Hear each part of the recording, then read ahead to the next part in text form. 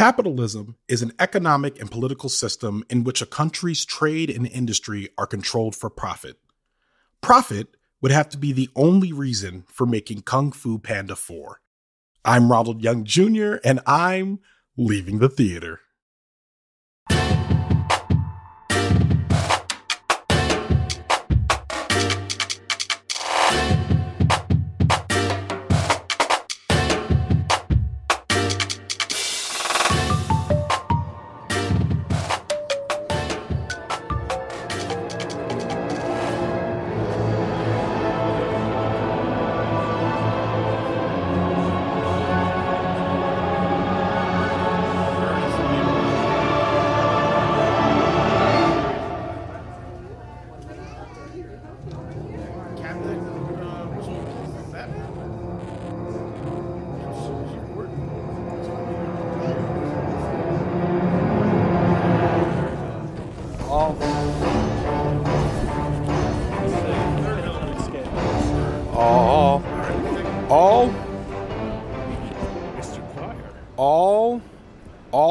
Okay, there we go.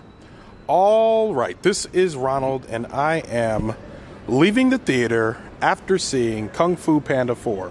Kung Fu Panda 4, written by Jonathan Aibel, Glenn Berger, and Darren Lemke, directed by Mike Mitchell, starring Jack Black, Awkwafina, Viola Davis, Dustin Hoffman, James Hong, Ian McShane, Ke Quan, Lori Tan Chinn, and Ronny Chieng. I am not here alone. I am here with J.C. Howard. J.C. Howard, welcome back to the show. Have not seen you since Wonka. That's right, yeah, which I thought was a great time, a good time, but, you know. I agree. Wonka was a good movie. Yeah. It is funny because I was sitting there doing my notes for this one, and I was looking through it, and I was like, Timothée Chalamet, I didn't take him to see Dune Part 2, but I forgot he was the lead in Wonka, and he did a great job. That's right, yes. Yeah. This one, I don't want to get ahead of ourselves, but this one will give us something to contrast how much we liked Wonka, I think. Okay, so Kung Fu Panda 4 is the third trilogy. The third entry, the fourth entry, third sequel, that's what I'm trying to say. It is the third sequel to the Kung Fu Panda movies that came out in 2008, and it is starring Jack Black, and it used to star Lucy Liu was in there, and Brad Pitt, ex-wife, Angelina Jolie. Yes, I was like trying to do word association. So Angelina Jolie is in it, and several others. Jackie Chan is in it. It's very like a star-studded cast at the time. None of them are in this one, but it's a new set of stars in this one, including Awkwafina, and it tells the story of Po, who was the dragon warrior as he was appointed in the first movie, and he goes on another adventure in this movie. J.C. Howard, what did you think? It was a movie. You know, It was a night out, and I think it was enjoyable for that, just being out and being in a movie theater and being surrounded by people who are sometimes laughing. I mean, it was not what I expected. I went into this movie expecting that it was going to be mostly about Poe choosing his successor, right? I thought that was the journey that they would be going on, and it was not exactly that. It was about, like, stopping a villain that was, that was that had some evil scheme, and the villain, the chameleon, played by Viola Davis, and that was fine. I thought that, give me that, like, give me a regular old villain story, but it was just kind of a mid story. There was a nice slight twist that I think you probably saw coming, but it was like I think the thing about me, people who have listened to Leaving the Theater long enough to have heard me on several episodes, I try to find a bright side in almost every movie that I like, to give it something that I can say, you know what, it wasn't all great, but I loved this about it, and I can do that for this one, but it only comes to the voice acting. Like, I think that the voice acting was really great. Viola Davis, this movie made me feel like it confirmed what I already know about her, which is she can do anything. Like, she took the chameleon, and I was like, I don't really care about this movie, but I really love her. I love to hate her villain in the chameleon. But yeah, I mean, I would say it's a mid movie, but very good voice acting. This is one of the most boring movies I've ever seen in my life. And my thing is, I want to point out, you have not seen any Kung Fu Panda, right? I saw the first one, more than a decade ago, but haven't seen one since. Okay, I have seen all of them, and let me tell you, the first two especially I thought were really good. I thought the third one was a little forgettable, but the first two I thought were really good. I think for you, who has not seen one since 2008, to watch this and immediately identify that this is just a movie, I think that is very accurate, because I watched this and thought, what did y'all just want to make another one? Like, the plot is very thin. It is very point A to point B. The twist I saw coming, it was this twist out of Dark Knight Rises. As soon as there's an instance in which Bruce Wayne is behind a gate closes behind Bruce Wayne, and he looks at Catwoman like, you set me up. That exact same turn is in this film. I just was not having a good time. I was bored. And the thing was, I wasn't tired, so I couldn't even fall asleep. So it was, I didn't enjoy this whatsoever. For you, I almost went to sleep for you. I there were some times where I closed I blinked a little longer than I thought I would. I'll put it that way. Yeah. I mean, you didn't miss anything. I know that. I think like the part that bothers me is like, and I think that, well, one, the canary in the coal mine for this is you saying I always try to find a silver lining, and the fact that you struggled to find one, and it just ends up being like the voice acting. And in most of these movies, like, the voice actors don't really do anything wrong. Right. You know what I mean? And I think they didn't really do anything wrong here. I'm sick of Awkwafina. Like, there was nothing about her that it had to be her in this film, except for the distinctive voice. But I don't think that she's bringing anything to most of the animated movies that she's in that anyone else couldn't have brought. Yeah. And then on top of that, man, I lost my thought. I guess it was so boring that I've forgotten some of the things about this movie. I don't know. Yeah, forgotten what you even thought about it. As far as the voice acting, I will also add a few kudos to James Hong, who played the Goose.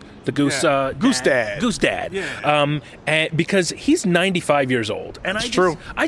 I love the fact that he's 95 years old and still working by choice, not because he's a legend. And the fact that he is still doing this movie, I think it's just very sweet. So I think, again, if I'm finding that silver lining, the best thing that I'm finding is those backstories, right? And and even, as a matter of fact, as far as backstories, Jack Black recently went viral for singing "Hit Me Baby One More Time," the Britney Spears song. Yeah. His video went viral, and that was a part of the movie. I won't, I can say, I guess, that it was a post-credits. It's it's the credits music is Jack Black singing "Hit Me Baby One More Time," and that, again, bright spot. Like, seeing that go viral and then seeing it in this movie is like, oh, okay, I get why he was singing that. It was kind of viral promotion, but I'll take it. I like it. I remember what I was going to say. Yeah. There's 3 writers credited on this movie, and I remember when I saw that as I was taking notes for this movie, I realized that was also a red flag for me. Because when you see three writers on a film like this, what that tells you is there probably someone was brought in to do rewrites on a script that someone did not enjoy, which means that there's probably a bit of a Franken script in here somewhere. Which, I mean, it's not good. Yeah.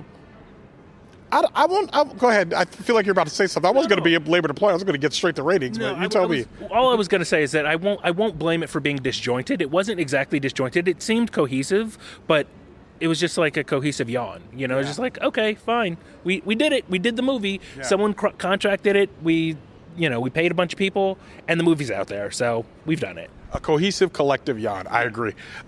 With that being said, what do you give this out of 5 stars? I'm going to go ahead and say a 2.5. And the reason I'll give it a 2.5 is because I feel like I will probably never see this movie again. But I will say that, I would love to hear what a kid thought of it. Like a kid who either has seen the first 3 or maybe even hasn't, and just happened upon this movie. I mean, there were some good moments. The sight gags were good. The joke density wasn't there. I remember laughing a lot in the first one, and I didn't feel like there was a lot to laugh at, even for a kid. But the sight gags did work for the few that were there. So I'll give it that 2.5.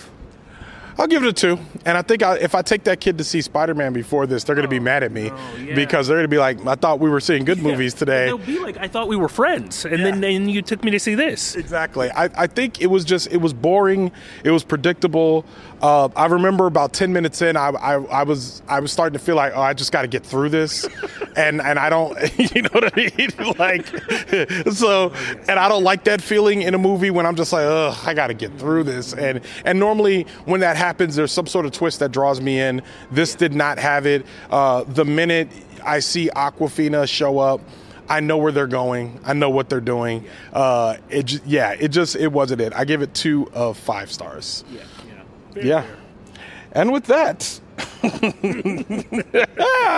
Leaving the Theater is a production of OhitsBigRon Studios. I am mixing this episode, and once again, if you want to hear the type of mixing that you've grown accustomed to, join the Patreon. I do the best job that I can, but I am not an audio engineer. I'm an audio producer. I am not an audio engineer. To help us out, you can go to patreon.com/leavingthetheater. Again, that's patreon.com/leavingthetheater, or you can go to the link in our show notes. Show art from Heather Wilder. Theme music by the mysterious Breakmaster Cylinder. For more information about Kung Fu Panda 4 or J.C. Howard, check out our show notes. You can follow me on Twitter, Instagram, TikTok, or Threads at OhitsBigRon. That's at OhitsBigRon. And you can find out more about this show and other OhitsBigRon Studio shows by following us on Instagram at OhitsBigRon Studios and on Twitter at OhitsBigRon Stew. That's STEW. Leaving the Theater will be back soon. Thanks for listening. Thanks for being on the show. Thank you, I guess, for having me. I'm sorry. Forgive me. All right. What do I normally say? Oh, yeah. Oh, thank you, man. I'm like the other. Sheesh. For more information about Kung Fu...